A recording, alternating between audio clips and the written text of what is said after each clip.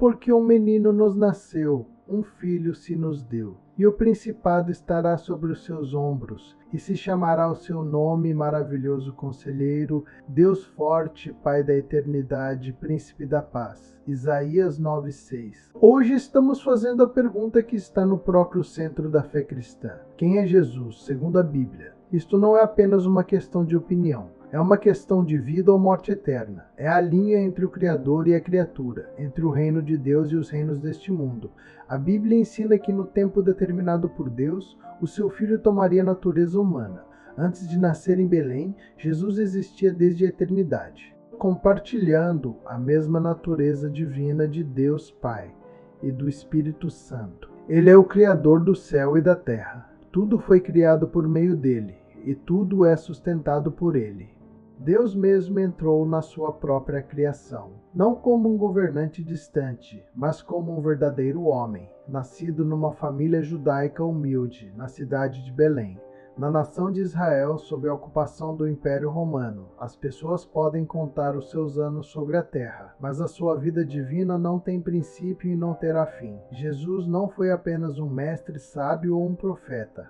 A Bíblia o chama de o Cristo, isto é, o Messias, o ungido prometido e escolhido por Deus, aquele que viria para libertar a humanidade do pecado. Quando Jesus disse, antes que Abraão existisse, eu sou, estava tomando para si, com toda clareza, o mesmo nome pelo qual Deus se revelou a Moisés. Os profetas haviam prometido um rei que reinaria para sempre, chamado Deus Forte e Príncipe da Paz. Em Jesus, essas promessas se cumpriram não parcialmente, mas plenamente. Quando Jesus chamou Deus de seu Pai, estava declarando que ele é igual a Deus de uma maneira única e verdadeira. O Criador tomou a natureza da sua criação, sem jamais deixar de ser Deus. A Bíblia chama isto de encarnação, não o homem subindo a Deus, mas Deus descendo ao homem. O Verbo eterno se fez carne. Ele conheceu o que é ter fome, sede, cansaço e ser movido profundamente por compaixão. Contudo, Jesus jamais pecou. O pecado é quebrar o padrão perfeito de Deus sobre como devemos viver, como Jesus explicou com as suas próprias palavras. Amar a Deus com todo o nosso coração, alma, mente e forças, e amar ao próximo como a nós mesmos. E Jesus levou esse amor ainda mais longe. Mandou-nos amar com amor sacrificial como Ele nos ama. Todos nós falhamos nisso, e por essa razão somos culpados diante dele, merecendo não só a morte física, mas também a separação espiritual e eterna de Deus, e o sofrimento eterno, o abismo entre um Deus santo e uma humanidade pecadora é moralmente infinito. Nenhum simples ser humano poderia viver perfeitamente conforme o padrão de Deus, e ninguém, exceto Jesus, o fez sem falha.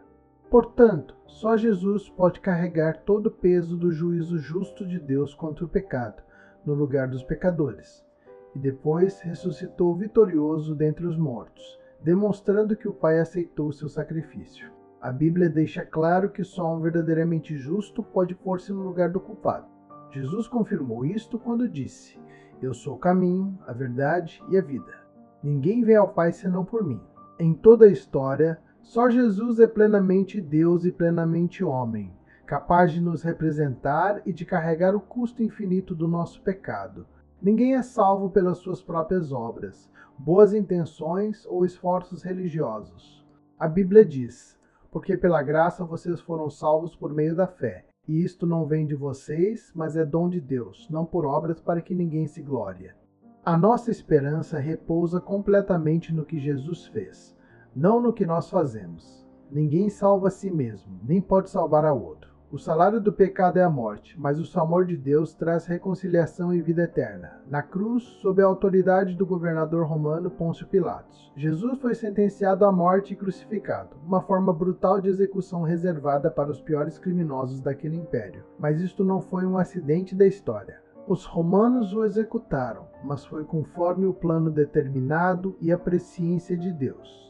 Naquele momento, Jesus levou todo o peso da ira de Deus contra o pecado.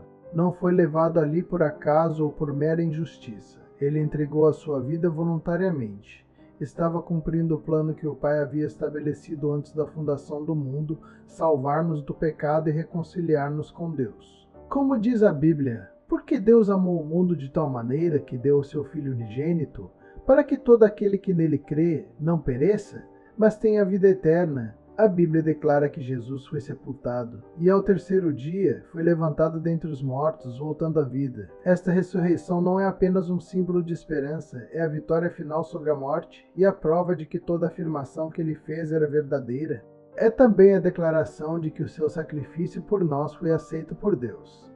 Mostrou que a nossa dívida, cujo salário é a morte, foi paga por completo para todos os que confiam nele. Desta maneira, somos libertos do nosso pecado, justificados diante de Deus e libertos do domínio que o pecado exerce sobre as nossas vidas.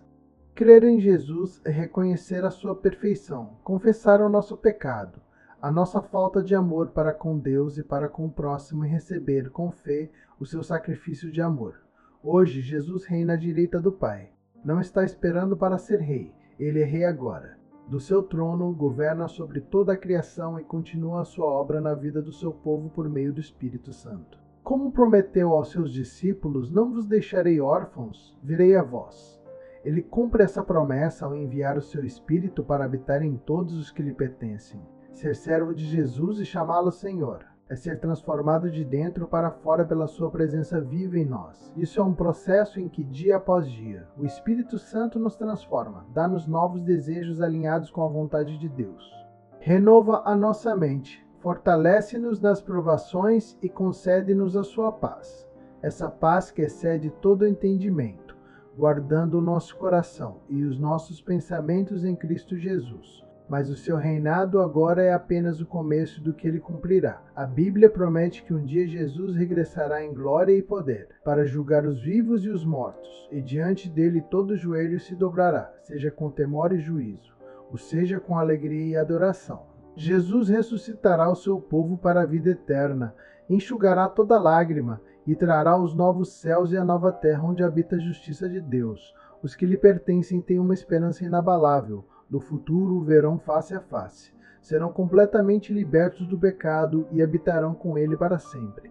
A pergunta é: quem você diz que ele é? A Bíblia diz: se você confessar com a sua boca que Jesus é o Senhor e crer no seu coração que Deus o ressuscitou dentre os mortos, você será salvo.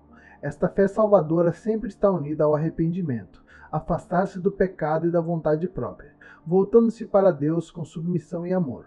Isto é o fruto de um coração novo que valoriza Cristo acima de tudo, quando você vem a Jesus em arrependimento e fé.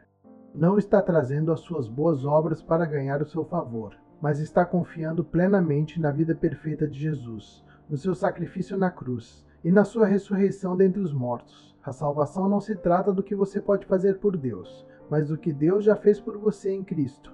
Confiar nele é ser reconciliado com seu Criador, ser salvo do seu pecado e ser recebido no seu reino eterno.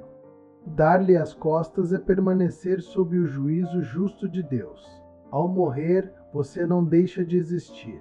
Entra na eternidade. E a pergunta é esta: você deseja passar a eternidade reconciliado com Deus? Ou em inimizade com Deus, separado dele e em sofrimento eterno? Esta decisão deve ser tomada aqui, nesta vida.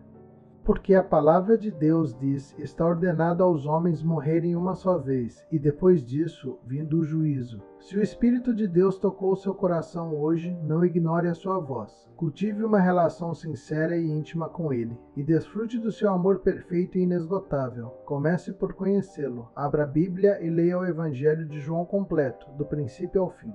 E peça ao Espírito Santo que lhe mostre a verdade acerca de quem é Jesus.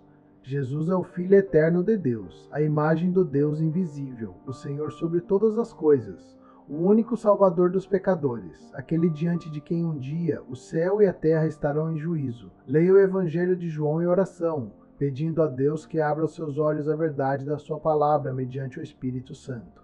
A Bíblia declara que o salário do pecado é a morte. Não só morte física, mas separação espiritual e eterna de Deus. Contudo, no seu amor, Deus proveu o único caminho para sermos perdoados e reconciliados com Ele, por meio do seu Filho Jesus Cristo. Clame a Ele com sinceridade, reconhecendo a sua falta de amor para com Deus e para com o seu próximo. Peça-lhe que perdoe o seu pecado, que lhe dê graça para se arrepender. Afastar-se do pecado e voltar-se para Ele. O mais profundo desejo do meu coração é que você receba a Jesus como seu Senhor e Salvador. Que você creia plenamente no que Jesus fez por você, a sua vida perfeita, a sua morte no seu lugar e a sua ressurreição dentre os mortos. Siga-o e descubra a alegria de conhecê-lo. Ele te chama não só para ser perdoado, mas para caminhar com ele, para desfrutar da sua presença e para compartilhar as boas novas da salvação com outros. Este é o propósito da sua vida: reconhecer a grandeza de Deus e deleitar-se nele por toda a eternidade.